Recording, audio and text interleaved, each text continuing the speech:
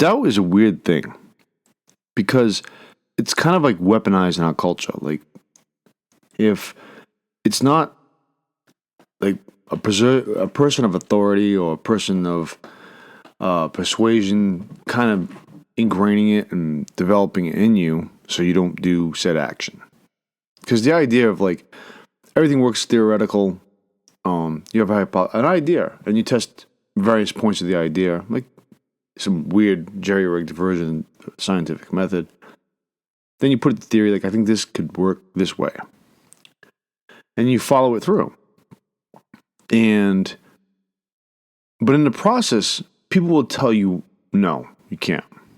Like, there was a period of time in my history that I was told I couldn't get certain jobs. Right?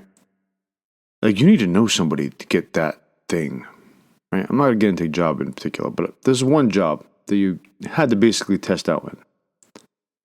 And I'm like, okay. So this is no different from like if you go into the military or go into this and go. There's certain jobs that just require some testing, right? And the person was like, and this is adults at the time. Like, you don't understand. There's a man in the mountain somewhere. You need a unicorn. You need some blood from a virgin in order to get that job.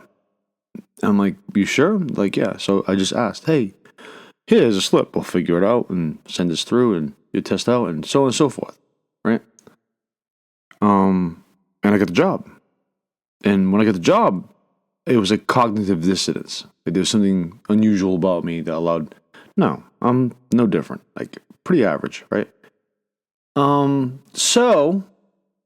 the idea of prior to that, if I hadn't done that action myself, the doubt that they were throwing at me, if it would have settled in me, I wouldn't have even taken the action. And that's a really interesting thing. I kind of alluded to this in the last episode, but I don't think I followed the thought through. And I find that really funny, right? Because if all of us were like that, a lot of things would change in society. Like, things would move in a different, maybe positive direction. I don't always want to look at the negative because there is negative consequences to that. But there'll be movement. There'll be change. Like the protests I told you, they took a circus-style event. They rallied, like no different from a sports team. And that was a good idea. And it got weird-ass responses because the system itself, when it comes to politics and life in the real world, the framework of the real world, is they're so used to being angry people. And what's weird about angry people is anger is just a fuel. But if you flip it and you really want to get a message through, and you want to articulate thoughts, creative thoughts, whatever they may be, you can do that in a very fun, creative way.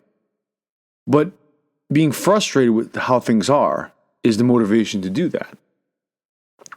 Right? And the doubt would be like, well, it doesn't matter. And that exists in our culture. And I think that's kind of like injected at various points. Like, civil disobedience is a thing. The idea of like, I'm going to the supermarket and there's a automatic checkout teller machine that you scan. I mean, the first time I seen these things was in like early 2Ks. And I was in Florida. I seen them like, that's a problem right there. And everybody's like, no, it's wonderful. It's great. No, it's a problem. It's going to put people out of work. You know, at the time, I didn't realize that hiring the employees was actually difficult. It seemed to get worse, I guess, because they were still offering you like shillings. Now they pay reasonably well for what they ask you to do. But I said to the person at that point in time, there's a couple things I'm going to mention that I said well in advance. But again, no recorded piece. I have this now. I have some writings. But for the most part, it was the people that I said to it years ago that are still around today that remember me saying. Because they'll mention stuff. Didn't you talk about this? I said, yeah. This is the motivation for the whole show. Like, a bunch of people heard me say shit before it happened, and when it happened, they're like, oh. I said, it's not difficult. The pattern is there. Like, the structure is there. It always leans, if you understand history, it always leans in this direction. Like the situation we're in right now, kind of expected because there's a corporatist party. And they always do make the wrong decisions. Decisions are serving for them, not for your average everyday Joe.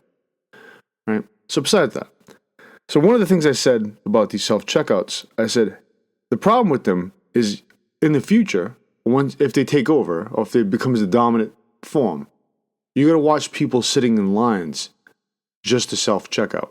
So they're going to sit in a line to go self-checkout, which is basically working for the store because the store's not paying for somebody to do the job. Even the bagging thing bothers me. Like the fact you go to the store and the teller not only has to ring the shit up, but they also have to bag it, which bothers the fuck out of me. Because there is a design in every checkout booth or lane for the bags to be for the bagger to show up. Or for the customer to bag.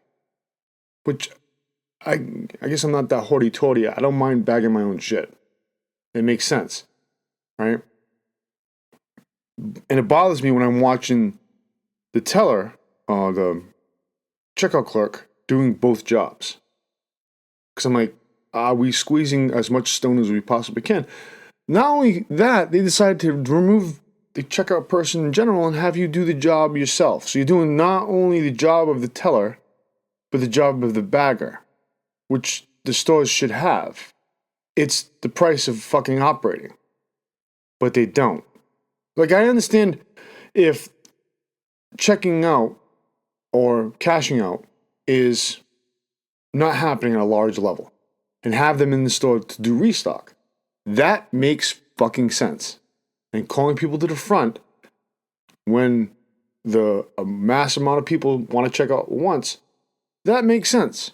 I understand the logic behind that. That was the mechanism used for quite some time. So when you have customers now lining up to do work for the company, that's fucked up. And it's weird because depending on which generation engages it, thus explaining the first two episodes, and I do apologize for fucking up putting episode 2 up before episode 1. It went through all the channels, thought it was episode 1, ended up being episode 2. All honesty, you don't have to worry about not listening to them out of sync, because it's literally 1 and 2. So, besides that, sorry for the sidebar. There is a component to this. Like, so you're working for the company, and depending on what generation it is, will depend on how they view it. But dominantly, we should all be viewing it the same way. You're putting people out of work. You're not wanting to hire people to do the job. Instead of you're suckering the customers into doing the job for you. Now, at certain points, it makes sense. Like, sandwich shops. The thing that bothers me about sandwich shop assembly structure is that not all the time does the person receiving the order understand the order. That. Because you're asking for specific things on a standard sandwich. That I understand.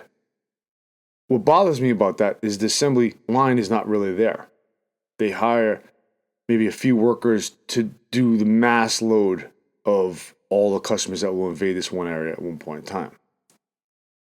Another thing that bothers me is that the mobile orders. The stores did not design themselves to do the dual run. And you also are fucking with many years of civil engineering, which is singular line or double line structure. And now you're fucking with the order of the structure. But if you operated the two separately and gave the staff for the mobile order structure and gave the staff for the store structure and the drive-through structure, then you would have it clear. Some stores do this because I think they recognize this was an issue. Some stores don't, and it seems to be the majority don't. So, handful of things. Now, getting back to the doubt piece. The doubt is when you say this stuff, and it's never going to be like that, and then I find myself running into situations where I'm now watching it in real life. And I'm thinking, this is fucking sad. Because there's no human saying, hey, this is an assessment. because now it's almost hands off. They're too busy watching people for, trying to gimmick their shit, right? Because they kind of ingrained that. Rather than just doing a general sweep, counter sweep, a person being there monitoring shit, it's now one person monitoring X amount of stands. So they're not giving a fuck about how long the line is, right? The doubt is trying to say that it's not going to happen. They're trying to put the doubt in the idea, like they're trying to respond to that. But I'm like putting the thing, no, this is good. This is naturally how it's going to happen, right? Because it looks better on books for them. Accountability is there. Like, the reason why certain stores in certain areas don't stay open late at night, even though they seem to be somewhat working, is because of theft or because of lack of staffing. Why? Because they're not paying people enough to be able to do the job. Some jobs don't even pay good differential for overnights. That's the thing, right? Back in the day now, and you're like, well, what's back in the day for you? Let's say 25 years ago. 25 years ago, you can still get decent differentials at night. Now it's like, this is why when you go into stores, the box stores, there's so much clutter in the fucking aisles with these rack shelves, which that's a ripe for a fucking weird ass lawsuit.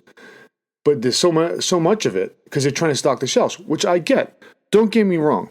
This is a job. Stocking shelves is extremely fucking important. Getting product from the back onto the floor, I completely identify in regards to the company or any store itself, even if it's non-franchise, having to do this. I get that. But you no longer have your overnight staff or early morning staff. You don't have them. So you pushed all this to the daytime when your human traffic is now in there.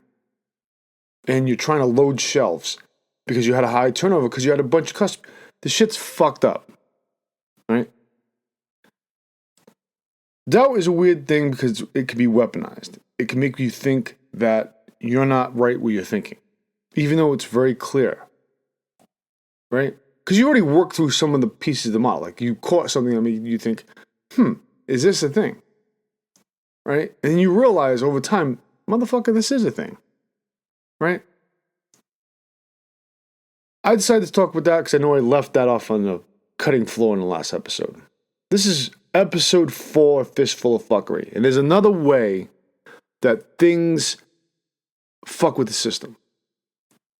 Right? And I'm going to get into that today because there's a major event that happened during the course of my life. And anybody listening that's from Generation X or what I call W will recognize that this was a significant event in the 80s. And I'm going to get into that in the B block. But outside of that, there's a few things. See, the idea of doubt being weaponized happens really young age, right? And it's where or for at least Gen X, it was kind of done in the schools. Like if you're showing promise in something, even if you're doing really well at it, the system itself doesn't really necessarily care about it because they don't realize, that's not a real job. You're not going to get a real job doing that. You're painting? Oh, you're really good at this. I guess you're not, maybe you can work at an advertisement. Like there's a lot of like things that's there that kind of throw down the gambit. Like for at least my generation, they kind of choked out the arts as best as they could. There's a variety of reasons why I think this, but they did it. Anybody that had potential doing stuff, they kind of like sidelined them because the workforce didn't need that, especially growing up in towns that just had factories, right? They just needed the people to throw into the fucking factories and that's it. They just wanted you there to occupy the space to do the grind. I already covered the reason why this is in, I want to say last season. The idea of vote with your dollar. Like if you are a member of society, you're doing a larger work for that society, whether you realize it or not. Even if you're neutral, this is the reason why they have a problem with homeless people. Because they're there and they're not necessarily tied to much of society because they're not doing dissemination as much as they would like them to do. The money gaining, the money losing, and so on and so forth. If you kind of off that grid, then that's weird. right? That's a problem. You're an outlier. So in this situation, they just want their factory workers. So any promise you might have, unless, again, you take the punk rock approach towards things and have passion over technique, or you have passion and technique, then oddly enough, that's going to drive you. Here's what's weird. History has taught us that when you listen to the doubt, you're going to do yourself wrong. Actually, if anything, you're going to make yourself fucking miserable. Right? Like, you give yourself no options to use your best form of expression. So you tie yourself up and grind yourself in many ways that exist in the system. Right? Now, don't get me wrong. I say the system, but I honestly think it's not necessarily a bad thing. It's just design structure. Society has its issues. But society could always be elevated. But it has to be elevated not by the people that think atop, like, you know what? We need to now do this because this is our bottom line and it helps us. So we have to restructure these people and break some eggs to make an omelet, you know?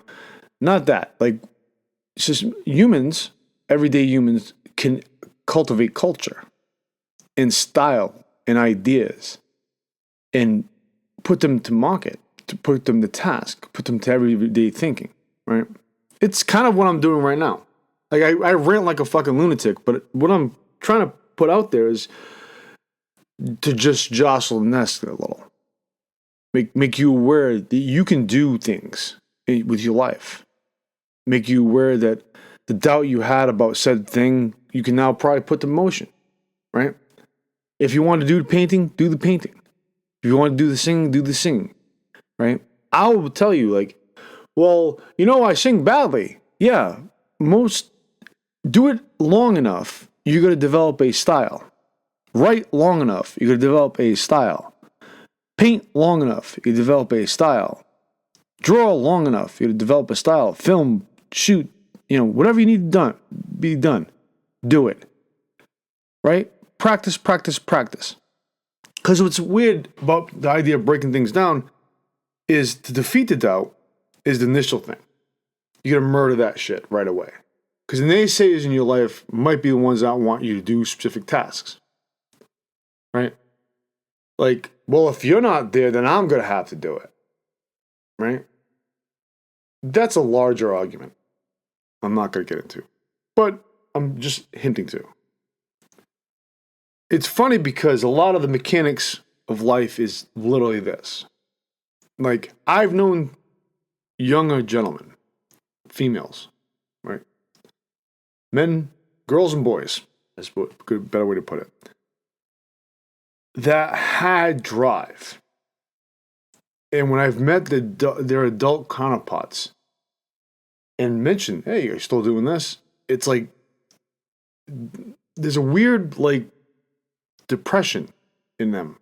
Like, it's like, yeah, no, I don't do that anymore. I haven't done that for years. And then all of a sudden there's a spark for them remembering the things they did. That bothers the shit out of me. Because I'm like, well, why don't you keep that part of yourself? Then there's things that weren't welcomed by society, like skateboarding. Right? You're like, wait, skateboarding's common now.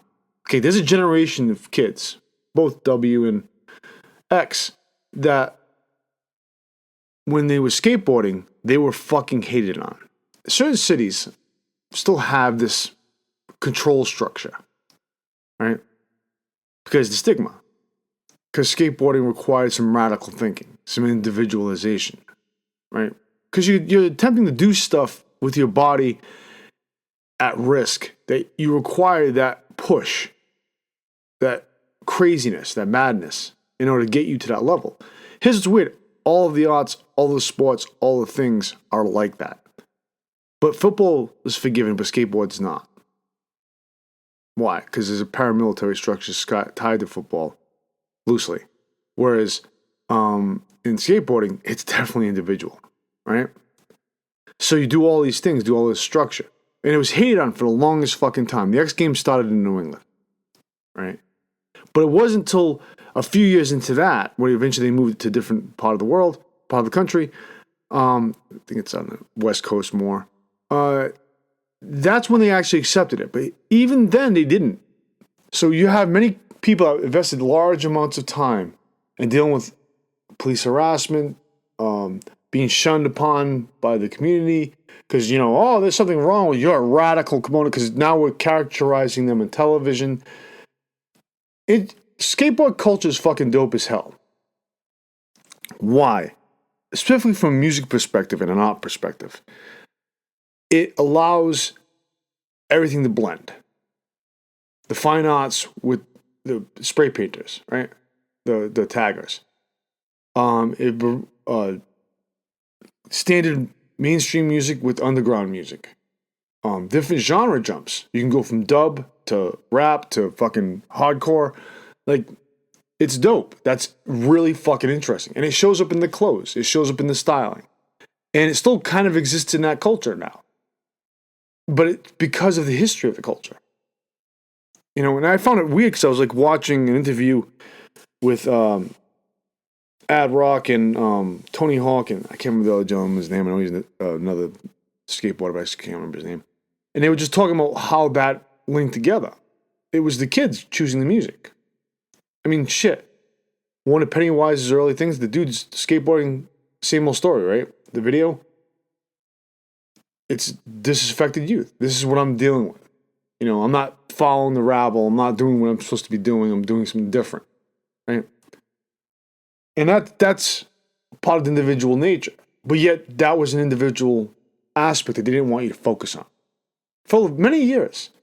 And then millennials came along, right? And this is like, you're criticizing millennials. No, because I don't think it necessarily affected the earlier millennials, like the people born in like the mid-'80s. I think it really affected the ones towards the latter half. Because by the time they were adolescents to be able to do the skateboarding, guess what was in the parks? Skateboarding ramps. They didn't exist. Now, mind you, when you're in the park doing it, you may get harassed. Actually, pretty well you get harassed, right? Well, we're trying to play basketball here because it's the only fucking turf that skateboarders can use randomly in the park, right? Or if there's happens to be a road that goes through it. And that was an issue, right? Use kids. I've seen this. I've been on bikes riding past this shit. Kids doing tricks on bikes, that was a fucking issue. Again, the whole fucking thing existed. And the doubt and the hate for it was there. But these people defied that. And again, some of them got the rewards of defying it. Right? Because I believe in this. Especially when they get sponsorship. I mean, I know somebody that did paintings. And they sold the paintings. And what drove me fucking insane is the ridicule a factory worker was giving to the person. So they just made a couple $1,000s, right? It wasn't a lot of money. It was at one point in time, he happened to sell a good portion of what he had, right? We also learned illusions of bullshit art selling earlier on. One of the best ways to appraise your artwork, especially earlier on, is by demand, but it's also by you being reasonable about your hourly and supply source. Like, you need to take the artisan technique to do that. That's a little side thing. So I'm at the meal, and the guy could not consider the fact that this was real money. He said, that's not real money. That's a fluke.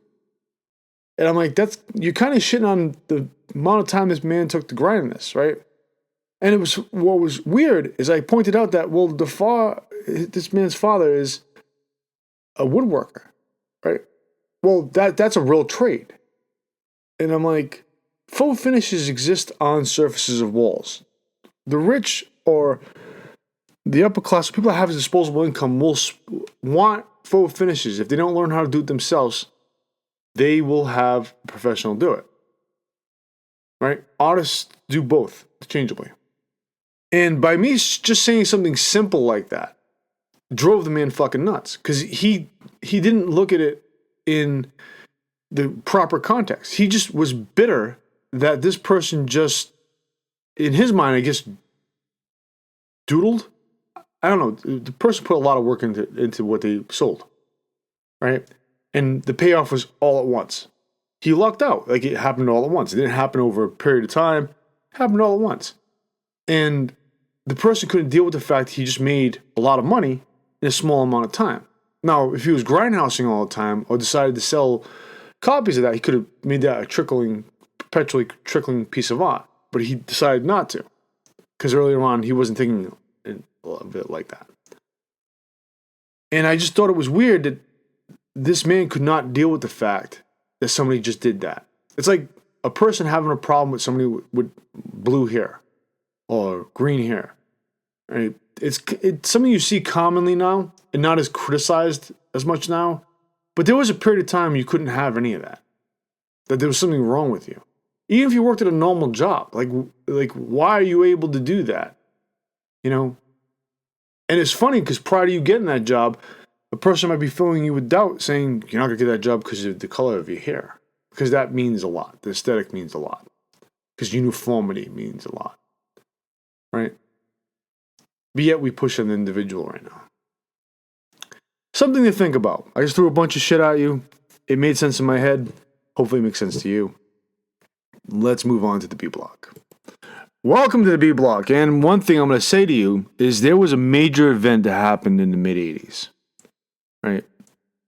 It's something that I mentioned civil disobedience earlier.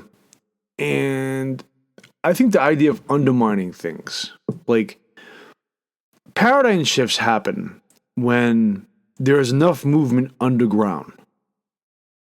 The key word there is underground. Because it's very fucking important. Currently right now, little sidebar, is America itself, the United States, has a great, profound underground structure taking place. This one particularly was designed in response to the underground pouring into the 90s. Right? And it happened. That happened. You can go as far back as the Replacements and Faith No More, The Real Thing, that album release was very significant. So by the time Nirvana Nevermind came out, it was kind of like the death blow. That mainstream, the butt rock and Huey Lewis and Richard Marx bullshit just came to fucking task. Like none of that just mattered anymore. And the underground that was already building up, in spite of the, neat, nice plaster of new wave, dumped into the mainstream. And the first half of the 90s was fucking brilliant. What I will tell you, and I'm eventually going to cover that a little more in detail, because that's a really long thing. What happened then was things opened up culturally. Race is a construct. Class is a construct. Kinda. Class exists because of money. But the construct behind each class is the image and the ideas and values created within each level of that money. Right? If you're not an owning class, you're a working class. And that's kind of how I always view it. Right? And owning doesn't necessarily mean owning. Like, it's kind of strange. So, with that said, there was an event that happened in the mid-'80s that changed kids. Specifically Generation X and millennials to a certain degree, because it was already in tow.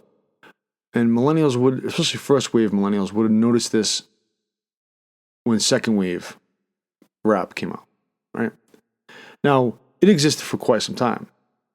The Clash noted it and put it on the mark and for punk rockers, but anybody in New York City knew this existed. And it was dope. It was something interesting. DJ Culture, Herbie Hancock's Rocket really kind of set a shockwave through. I know they renamed hip-hop as a genre, but it was always a culture. In my point of view, it's weird to call it a genre, but I guess the genre is putting a bunch of styles of music together, celebrating the hip hop culture. At this point in time, in hindsight, looking back at it, that was the differentiation, right? The culture concept kind of came to fruition probably in the late '80s as almost a genre. I think the CC Music Factory was the first group ever put into that category that I recognized. But in all honesty, if we're going to look at things critically, I would say the Herbie Hancock probably would be the first one, right? Now, rap is interesting because it's a style, vocal style. And it comes from the MC culture from way as far back as the jazz age, right? Actually, as far as I know, you can tie Lenny Bruce to this because there was a period of time he was doing this. Actually, most DJs on radio were doing this style, right? I mentioned Jay Giles at some point. Peter Wolf was a DJ in Michigan, to my understanding, right? If I remember that correctly, hopefully I did. His style, like the whole draw and pull, the master of ceremonies concept, the MC, which I think is more a respectful name than rapper, is a thing. Rapper seems like a McDonald's product, in my opinion. But an MC, that's why a lot of the early ones like MCA, MC Breed, like you have a lot of these, that term is very important, right? So you have those mechanics exist at some point. Now, getting back to the societal thing, when paradigm shifts happen, they happen in such a way that the underground dictates them. The system itself is not going to teach you, well, this is how you fight it successfully, right? This is not how you change things, right? But you require people to say, you know what, I really love this. I have the passion for this, so I'm going to engage this as much as possible. And even if it's not warranted in the clubs or not warranted in the public sphere, I'm going to create a sphere for it. Because all you require is like with three to 7 people to kind of have passion for the same thing. Then all of a sudden they're like, well, there's more people into this. So gradually, given enough time. This is what bands first start. I keep telling them, like, just go at it. Find any venue to play in, whatever it may be. Sometimes you have to accept the fact that you'll be playing for free for a period of time, right? But that shouldn't matter. Passion over technique is a thing. Like, if you enjoy what you're doing, it's going to pay through. People are going to reward you for it. Like, people on the street corner, when they play amazing instruments, or artists are drawing. Sometimes it's just a simple coins in the hat, $1 in a hat. Why? Because you're rewarding that person for their talent, for their space and time. And they're being bold. They're doing something completely different. Actually, it bothers me when the crime element says, you know what, I'm going to target these people. Because what you're doing is basically undermining, you're doing the role of the whole establishment by fucking targeting them. Right? These people are just trying to do their thing, and that's a focal point. Because those are the first people that pretty much get the focal point, get the attack right away. Right? So you have that. And what happens is under bedrock of society, you have this gel, this movement, this oiling up for a larger shift. And the larger shift, in my opinion, is when Rick Rubin and Russell Simmons decided to use rock as put rap into the rock derivative. Like, we have vocals, great, brilliant writers, performers, MCs. Let's switch up the styles. Let's innovate the beats. Because we're riding on the tails of a dying disco era. My opinion about disco is simply this. Funk was dope. It was fucking genius. But disco seemed to be the watered down, diluted structure of funk. And it made it more palatable for like suburban people. And that was fucking annoying. In my opinion. And it took years for it to die out. And it was used to kind of suppress rock and roll in the 70s. Because palatable, shut up and dance, is the mantra used kind of, look, just have fun. It doesn't matter, just have fun. Don't think about anything critically. Nothing. It's just billboard shit. And eventually, disco kind of got the whole sugarcoating structure and, the corporate metric measurement for music structure, and it became this sugary, salty, weird-ass fucking pop in the 80s.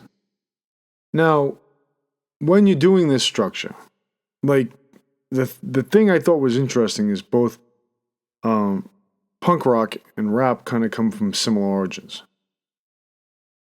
It's strange because both of them do jock the idea of the poets and beats and jazz constructs. Even though when you listen to punk rock, you're like, how are you seeing that in this? It really is more of the MC aspect of things, the performer aspect of things. Passion over technique is what drives both. But both cultures are very similar. Eventually, I'm going to cover that at some point in time. That's why when you put them together, they're really kind of strange, actually. It's a weird hybrid, natural marriage. Current interesting version of this would be Soul Glow. Soul Glow is like their last album. All of the albums are really fucking good. But they do jump around that line as much as possible. And the fucking passion is definitely there. Like their drive to do it is fucking on point. I'm going to explain something to you about the 80s. Now, I told you New Wave exists. It was a label kind of pushed out. It was repackaging of modern rock and roll, right? It was in spite of punk rock because that already created a problem for the larger, like these people are uncouth, right? Rap existed in the concept of the downward trend of disco. So a lot of the earlier stuff is 808 beats and disco. So what happens is this point in time, everything's repackaged as New Wave, and New Wave only lasts kind of like maybe 4 years. And most of those artists are kind of overlooked. They'll kind of fall by the wayside. They exist, and they eventually evolve to whatever the mainstream metrics were at the time. The 80s were really interesting because the 80s had heavy rock and roll, but it was like shunned to a certain degree. So the radios only played what was prepackaged corporate rock as best as possible. Whatever shit you see at sports bars, it was like, oh, we need to package this band. This is a hip band. So that's why you get the weird 38 special shit. You get the weird fucking Huey Lewis in the News, the Richard Marx. Like, this is supposed to be this decade's Led Zeppelin or fucking Black Sabbath. It's really not. That's what is interesting about the 80s. So rock is being heavily neutered, despite the fact the next wave of rock and roll exists right under the surface. Right? There's a lot of really interesting rock bands. I mentioned the Replacements in A Block because they were kind of like that litmus. They existed. They were a punk band with heavy rock aspirations. It shows up all the material. If you haven't listened to Replacements, pick up Let It Be. Really good album.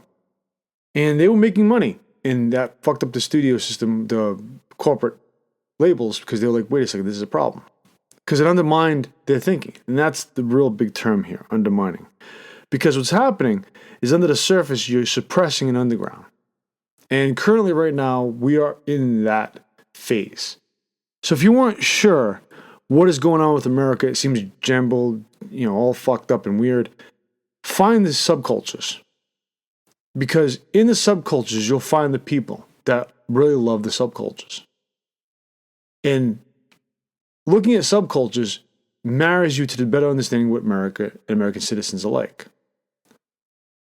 There's certain parts of the country that probably don't have them, but they do exist. They do eke in, right?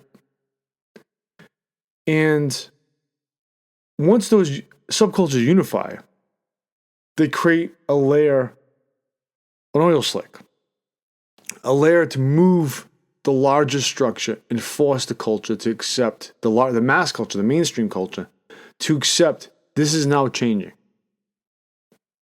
Right? Again, the music industries all came to head in the early 90s. That's why 90s music is so radically different for a period of time. Now, I mentioned race as a construct because the idea of having this style of music only for these people, this style of music only for these people, this style of music only these people, we all based on the color coding system, right? That's fucked up shit. Because you're assuming that nobody's like anything. You're assuming this is not palatable. Here's what's funny. Rock and roll, race records, what they call, whatever the fuck they called back in the day, was looked at like that. But clearly, passion over technique transcends. passion over techniques advances technique. Art is art. People are going to love it or have a reaction to it. The fact they have a reaction to it is even a plus. So rock dominates. Right? Chuck Berry put the whole formula together. There you go. People are like, well, Little Richard. He advanced boogie woogie to rock and roll in the best way. Great vocalist. His passion is fucking clearly there. That first record is on fucking point. In my opinion, this is my opinion, again, opinions like assholes, Chuck Berry put the whole formula together.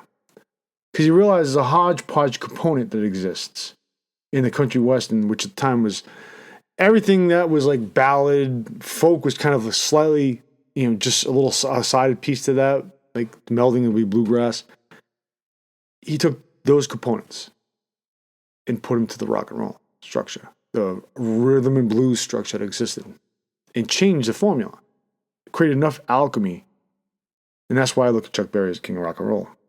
All Elvis did was basically help break the racial barrier, whether he realizes it or not, because this is with the classification that we're framing people in. I still think television invests in those models a real lot, and actually created a whole different hyper-real versions of those models. If you don't understand the history of minstrel shows, they're fucking turd fucking structures, but that's what television ended up adopting. So they're showing each race what they should be on their television. This is what you're expected to be like. So act like this so you can survive. No. This creates dissidence. This creates problems. This gets the white suburban kid watching television and thinking, well, this is how brown and black people, fucking skin people act, so I'm going to go interact with them like that. And that's fucking crock of shit. Right? Humans are humans. Figure out the mechanics of that. I know that's not profound. That my statement right now is not going to change a hell of a lot. But it's a framework that has to be looked from. And from the arts, you always look at it from that perspective. That's a nod. That's a dope thing you just fucking did. It's the way people universally communicate. Right? The us versus them model doesn't necessarily always work. Actually, all it does is lead to fucking violence and war. Understanding the culture, understanding how we are together, and making the nods towards them, and understanding there's advancement, and everything's a component put together. Motown does this in the 60s, right? They put out releases that create the shift and fucking do a hard elbow to the mainstream and undermine it. But here's what's weird. There's a lot of shit going on in the 60s that allows that to exist and be respected. Because, again, there's stuff that was suppressed in the 50s, in the 40s, that moved for a paradigm shift that was inevitably going to happen in the 60s. So the push was not to have that happen again, suppress everything again. And maybe that's the idea. Maybe this is how we get rich quick scheme. Maybe that's the idea. So the mid-'80s, Def Jam does something different. They start using rock derivatives and rock samples. And this is why, in my opinion, rap deserves a place in the Rock and Roll Hall of Fame. Because it's a vocal style, first of all. Second of all, it became a derivative. Initially it wasn't, but it did become. It was shifted. And what it did is it gave it an edge. Because, in my opinion, rock and roll is one of the few genres that the more stripped down and raw you get, the more it reignites itself into a big, huge flame. And that passion shows up all the time. And why punk rock's so appealing is it's literally the people just trying to exercise that out in a form. Rap is the same way. I'm trying to exercise these ideas I have out in a form, a verbal form, right? To communicate my thoughts, to get myself heard. Well, the two ideas marry themselves together on Def Jam.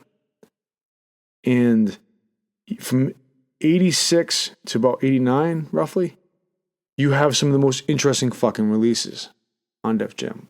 Now, from LL Cool J to the Beastie Boys, to Public Enemy, to Run DMC, to Slick Rick. A lot of interesting shit. I'm going to talk about one particular effect of a song, right? And I was alive when this song was played on radio. And the reaction this song got fucked up a lot of things. Because it was, see, when art shows up, it does something that really fucks with a lot of things. Because if it's potent, you're going to get a reaction. Right? And this was something that took place that, to my understanding from the interviews, was initially supposed to be a drum beat sampled. Some of you already know the song, so you might be knowing where I'm heading with this. It was the drum beat from Aerosmith's Walk This Way. And it was sampled by DJs. It's one of those pieces, if you're not sure how the sampling thing worked, back in the day, I know a lot of them kind of create their own beats now. They still do samples. But they're restructuring tapestry, musical tapestry. There's the Wu-Tang Clan show, let's see, it was season 2, episode 6 maybe, does this, shows you the guy who's playing RZA, but the breakdown of how your mind works when you're doing the creative stuff. And he's channeling in the drum beats and structures, and it's fucking art. It's amazing how it's done. Turntablists at the time, that's not what it was called. DJs, they were trying to just, no, it's fun. It's fucking great. That's what made rap fucking awesome. Like, you listen to it and you're like, oh, I fucking know where they got that from. That's from this over here. Like, it's a mental breakdown. And the drops and the timing happen on point and they work, right? So this drum sample was from the song Walk This Way. And as DMC said in one of the interviews I watched, he's like, Rick Rubin's like, you want to do the song over again? And they're like, what? Like, that's not a thing. And at the time, like, the lyrics were kind of like far out there, because this is like roughly a decade and change earlier. But it's no different. The man is spitting in the song. Like, again, the oral traditions of MCs go back to jazz era or vaudeville, because your goal is to entertain and put gravitas, and your skill is to show up verbally. You got to play with words, play with ideas, right? So the MC comes from those roots, the orator. That's the respect they should get. The term, what they're doing rhythmatically, is rap, right? Like, the term was used for conversations back in the day, a good solid back and forth. So, the idea to do this song over again as a cover, rather than just sampling the piece and they would rap over it, was cultivated. So, Raising Hell, which is 1986, which is an album you should, even being young, should listen to.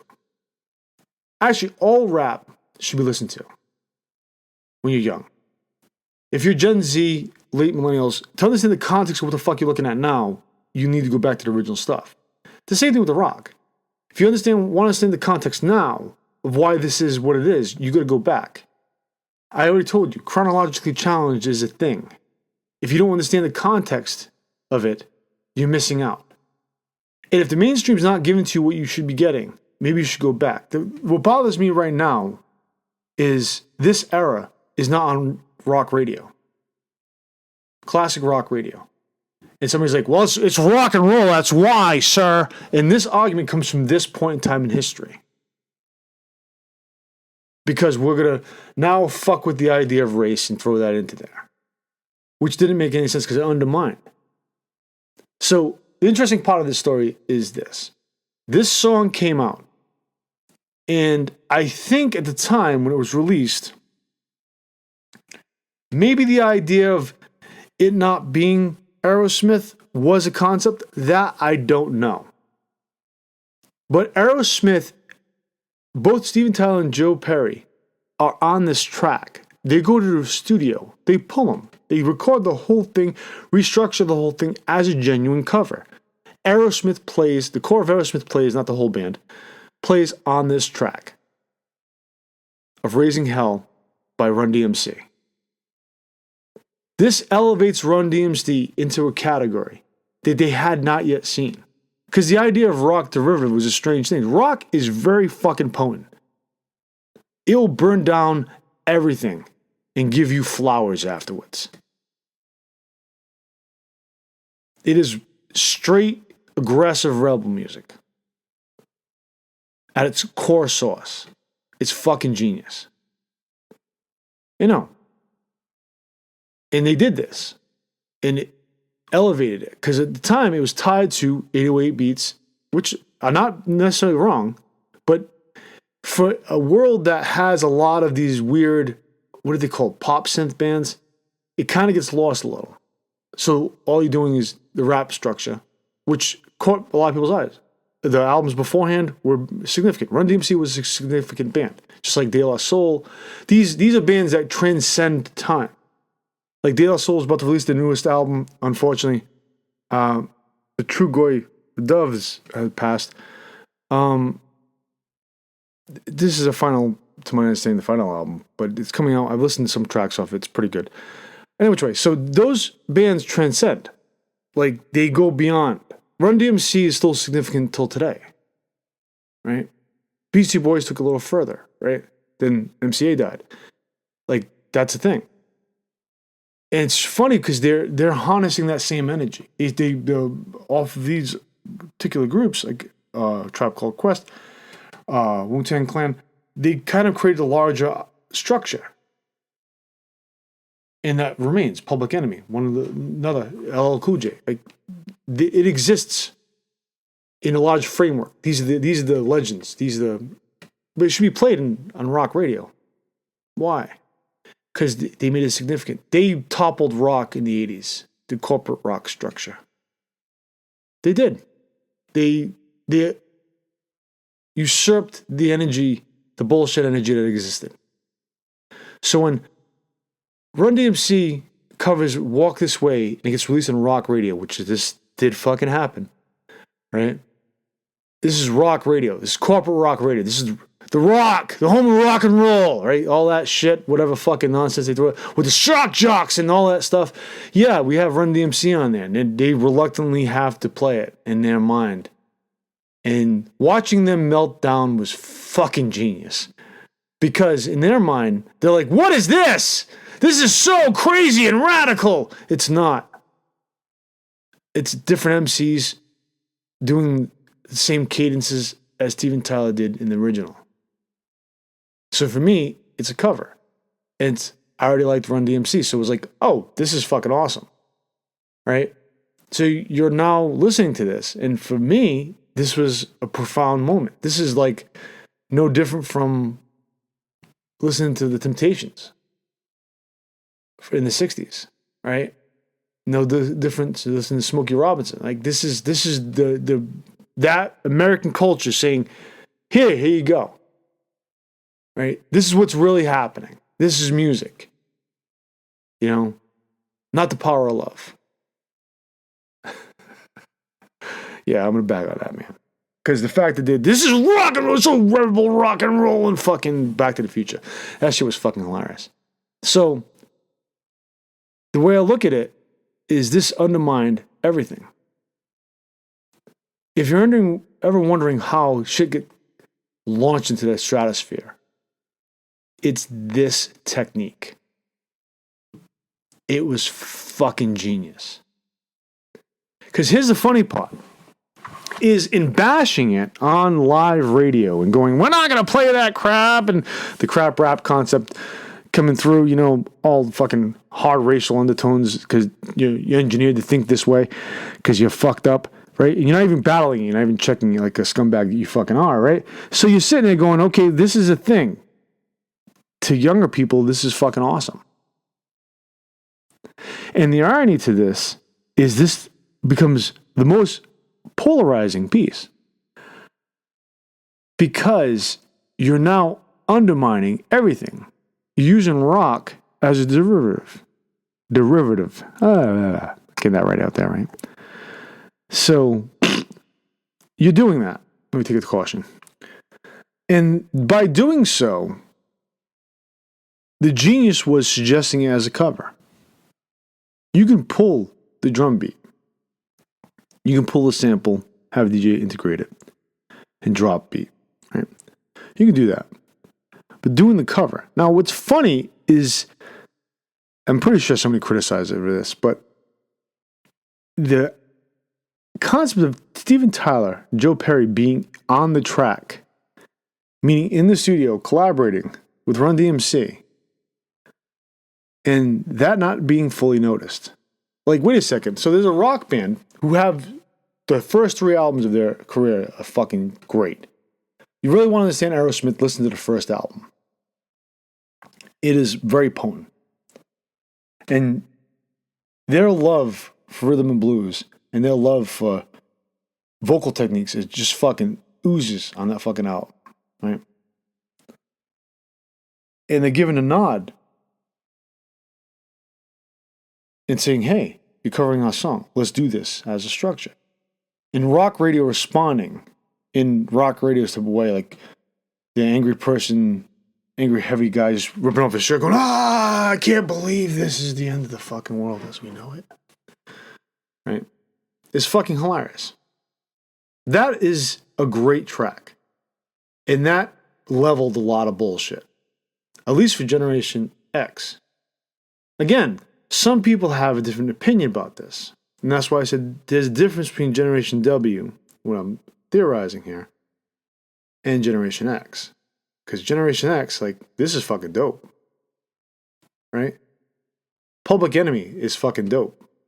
Like, wait a second, I don't understand how you need to look beyond the superficiality, sir. Your bullshit opinions that have been engineered in you from birth. This is fucking great art. That's a great cover. And it undermined a lot of things. Not only that, the underground literally showed itself. This is how it's going to be. Right? Beastie Boys releases Paul's Boutique. Little sidebar. Paul's Boutique was not respected or heralded at the time. It was not released on Def Jam. They left Def Jam. Paul's Boutique now is looked at as a standard classic. No different from Dark Side of the Moon or anything of that matter. 36 Chambers. Raising Hell, this album, with the cover of Walk This Way, are standard classics, masterpieces. But at the time, by the time you get to 89, the end of the first wave of rap, that's what that is. That's how I mark that off. You have already the second wave already on the ground, already pulling from. And it's not being recognized completely at the time. It's whatever the corporations have. Again, I'll reference the Wu-Tang Clan series. I know sometimes fiction and reality kind of clash, but in the series, they do cover what was happening at the time. Like, we're now manufactured. Now we have to accept the fact that Run DMC had a successful cover song, and a successful career. By the time Tougher Than Leather comes out, Whose House, right? That's a big deal. Walk This Way was the song that showed up and said, fuck you. We're doing this. Whether the initial concept was resisted. They didn't even want to do it. But it was like, this makes sense. Why? Because rock is not doing rock right now. There's a whole veneer that's been put over the mainstream. I mean, Madonna probably seen the writing on the wall. She left her band and ended up in the bubbly pop world. Right? Doing an edgy thing at the time to guarantee success. That's a thing. I'm not shitting you. Like, if you go back, like, now they kind of repaint themselves. But when Def Leppard first came out, they were different than what they became. Right? And what they became was kind of like a joke. Like, why? Because current classic rock radio are making sure you have more than enough servings of Def Leppard because they were ready-made. They were that band that existed. But again, in the 70s, you go back to the 70s, you're like, most of these bands don't hold a candle to these bands. This is like a watered-down version. And even then, they would then get these old rockers to show you the material to say, oh, this is good, and prop you up with fucking weird sales, because it was almost a ready-made platform.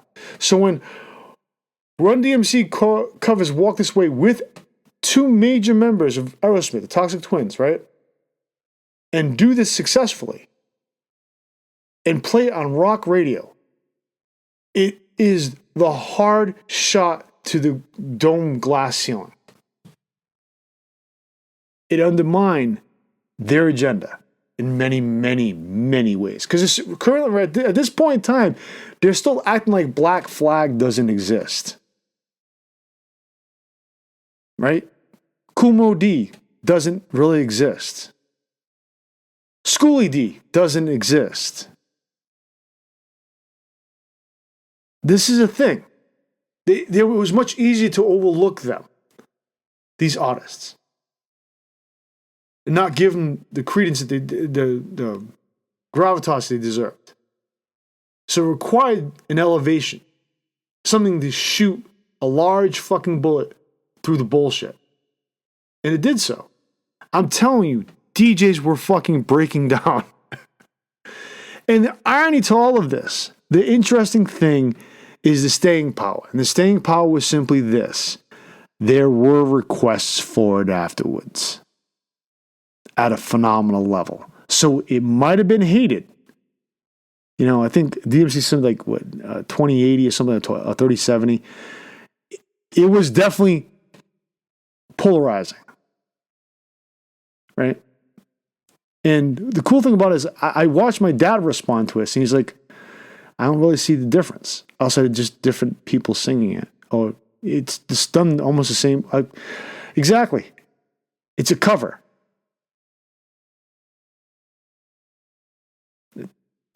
Again. And when I talk to people in modern times about this, they forget that Aerosmith was involved in it. Tone Loc has a song called Wild Thing. And it samples from Jamie's Crying, Van Halen's. And it's funny because by the time that song came out, rock radio was like, no, we can't have any more of this. We need to give you some more dinosaur rock or whatever butt rock we have available for you to watch. These guys dress like girls. That lost its meaning, but we'll give you this now. We gotta give you that. We can't give you the Tone Loc. Because they're ruefully sampling Janie's Crying. That's the fucking argument on live air. That's a thing. Why? Because they knew the rock they had going wasn't working. And because they suppressed the other rock. And at this point in time, when they're saying this, you put into context, proper context. There is guitar rock happening on alternative rock stations. Oh, actually, you can't even say alternative rock because that's not even a fucking term then. Modern rock stations or college rock, right? Or college stations. Because the concept of rock wasn't even there. Because if you listen to some of these stations, you're like, this is an all rock. You're right, exactly. You know, BRU, I'm going to reference this again because this was a major thing in Southeast New England, had Salt and Pepper. That was a thing. It was the same thing with Social Distortion. Same thing with Depeche Mode. All played on the same fucking stations. Most of the rap showed up on college rock stations, college music stations. Before they had a urban structure for it. Some of the larger cities had that structure already in play. Right? So when BCN or HJY, whatever, had to play the Run DMC, they were fucking like losing their shit. Like this was a thing. But I thought it was just that area. It apparently was throughout the whole country. They're like, what is this? This is nonsense. Why I order? Yeah, that's the fucking mindset. But what it did is undermine the structure. And that is needed a lot more. And this is why Run DMC and Aerosmith's Walk This Way is significant. Raising Hell is a significant fucking album. The whole catalog is there. Run DMC were powerful as fuck. And they could have kept going. And life happens. Interestingly enough, second wave shows up in about 91. But there's enough groundwork in about 87, 88, 89. Same thing with punk rock. They show up around the same fucking time. So when you get that, you're like, wait a second. I was told the Green Day. No. Green Day is just a random one band out of many. There's already enough bands showing up to create the second wave. Some bands retooling themselves and crossing over. Bad Religion set that course. Right? Def Jam set the course for second wave. Because no matter how much we're trying to make this eclectic and try to sell all of artists together, rap is rap. The sharp contrast to understanding how the mainstream treated it was simply Sir Mix-a-Lot, Swass versus Sir Mix-a-Lot's follow-up album. We'll ignore that third bass exists and we'll focus on Vanilla Lies. Shit like that. We'll act like, Public Enemy. Oh, they did Anthrax. Oh, that's another shift. Uh-oh. That's another thing. Gotta watch out for that. Because that's still the baddest fucking song.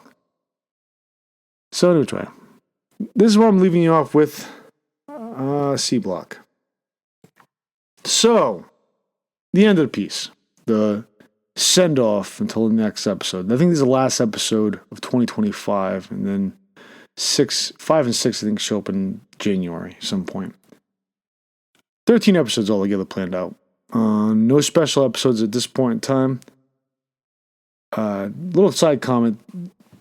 I didn't realize Jeffrey Epstein was bigger than need be. Like, he's bigger than the way we frameworked him initially. When, he was alive and breathing and not dying, mysteriously dying in a cell. That creates a larger problem, but that doesn't surprise me for some reason. It's like the whole Sean Combs thing. He's going to get kind of overlooked in the long run for this because he's doing dirty like they're doing dirty. Like, it's just fucking hard, terrible shit. Yeah, I just equated the two. Just one's more minor league than the other one, right? Even though they're both large, money-making people, right? So, which way? Black AF History, Michael Harriot. That's a good book. I'm almost done with that. There was stuff I knew, stuff I didn't know. There's a lot of stuff about the Carolinas I did not know at all. I thought that was really interesting, the whole rice thing. Did not know any of that, because I'm just not from there, so I don't know the long, elaborate history of that. I did know a lot about the Reconstruction era and the Lincoln stance on things. I knew that living in New England. But it's a really interesting book if you want to dive into that. I'm still reading Classic Wolverine. Just finished the volume 1. This is like stuff that was released in the original series, so the first 5 or 6 issues. 5, I think. I'm going through the first 30. Every so often I go back and reread comics. Because the styling from then doesn't exist now. They tried doing a series called Wolverine Patch a few years ago. And outside visually, it just was fucking horribly written. It's hard for the modern writers to go back and do stuff like the Chuck Dixon, Chris Claremont shit. That styling is unique for that period of time. So if you ever have a chance, I'd actually advise it. Go through the first 25 to 30 issues, up to about 50. Because the two robots, the Albert and the, I think Ellie is the smaller young girl robot that the Wolverine has to deal with at some point in time. That's a good story too. Lady Deathstrike's story is dope. It runs in the first 50 issues. But if you go to 25 or Lazarus Pit, that's where, I kind of jumped on, I think, maybe issue 18, somewhere around there, back in the day. Because when I first started reading comics, I didn't read Wolverine right away. It was one of those, I knew he existed, didn't really know too much about him. I think he was in maybe the X-Men episode of Spider-Man and His Amazing Friends. Something to that effect. Liquidators is a new book. Something in Mad Cave. What caught my eye was the cover was kind of not bad looking. It's kind of interesting. But Peter Milligan is writing it. And Peter Milligan, from my recollection, wrote Shade. So I'm like, okay, let me jump on that and check that out. The Changing Man. And that's being released as an omnibus. The first one's out. I think the second one comes out next year. So the first one's like 35 issues collected together. It's pricey, but you could probably get it cheap. That's if you want to read it. If you don't want to read it, I understand that. Movie I watched. I watched the remake. I wouldn't say it's a necessary remake. It's probably come from more from the source material. It's motivated me to want to engage the source material. The Running Man. I rewatched the Schwarzenegger Running Man because I think that was done around the same time as Predator. So a lot of the actors transcend from one project to the other project. And clearly it's dripping with sarcasm and satire. Outside of it being like Arnold Schwarzenegger doing the one-liner thing here and there. Predator transcends Schwarzenegger, which made Predator really interesting. But the Running Man the original one has a better opening sequence than the modern one. The problem with the modern one is the beginning and the end. It's uneven during the flow. Like it seems like either bad editing or the writer was weird. I don't know. Too tripped up and hopped up. Too many notes, too many fucking corporate fingers in the pot. But Edgar Wright's style does come out. The Michael Cera sequence is fucking genius. And a lot of the sequences in it are great. It just, in my honest opinion, The Running Man should have probably been a limited series. Meaning it should have been like maybe 4 to 6 episodes. And the dripping commentary and style and structure would have had a better beat in the series. I gave it a 7.5 out of 10, mainly because I'm probably going to rewatch it one more time, but for the most part, this is not approachable. I won't pick this up.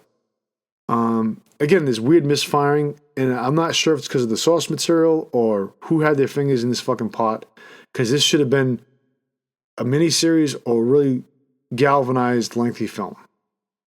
Once you get maybe about 15, 20 minutes into it, the Commitment Act, it gets good. Once he gets into the television studio to do the tryouts, from that point on, it works in many mechanisms. But the throwaway hodgepodge of the family thing at the beginning, which is genuinely a motivator, right? In comparison to the original, which is a guy helping another guy at a mining situation, right? The story's there. They're similar, but they're executed the same. The ending seems very tacked on, and I know it's very like, in your face, but it's tacked on in a very strange way. Whereas if it was a limited series, that ending would have been fucking genius. Right? That's my commentary for that. See it, check it out. It's good to check the box. Don't get me wrong with that. I know Keeper came out and passing on that. I ended up passing on the Predator movie, mainly because I wasn't interested in it. It was just time. Life goes by. Shit happens. I may check it out before it leaves the theaters. Not 100% sure. Next thing on my plate is probably going to be the second Wicked. But even then, it depends on what's going on at that point in time. Because I like the first one. I thought the first one had a lot to say. The story's been worked over through the thing. My problem with Wicked, the original, was there's no memorable songs. I know just a bunch of people just lost their shit that's listening to this. I might be big fans. But realistically, to me, you needed more, what is that called? Variation. You really needed to channel different types of genres in order to get that going and put it under one larger narrative. Like The Wizard of Oz is really hard to follow in regards to music, because those songs are fucking punch up and memorable. I'm not saying the singing's bad. That's not what I'm saying. I'm not saying they're not talented. That's not what I'm saying. But the music itself is kind of like a throwaway. It's kind of like, okay, that's tied to that. Interesting. Some person in the middle of like nowhere that's really into musicals is going to love it. I guess. I don't know. Most of the time, it's even the fucking Frozen. That song stuck in people's heads whether they liked it or not. This film, this series, so far at this point in time, doesn't seem to have those songs. But the story itself and the acting, the performances, and the production is really interesting. So that's why I'm looking forward to checking out the second one. Anything else? That's it. I think I'm done. So this is what I've been engaging, and that's all I can say. I mean, I know some of my shit's rudimentary and fucking like sophomoric. I'm aware of my own shortcomings. So this is why comments don't really like. Okay, yeah, check that box. But I also realize what I'm saying has a lot. And it's not said often enough. And all honesty, if it was said often enough and by people that could say it better, then I probably wouldn't be doing this. With that said, I'll see you in episode 5. Bye.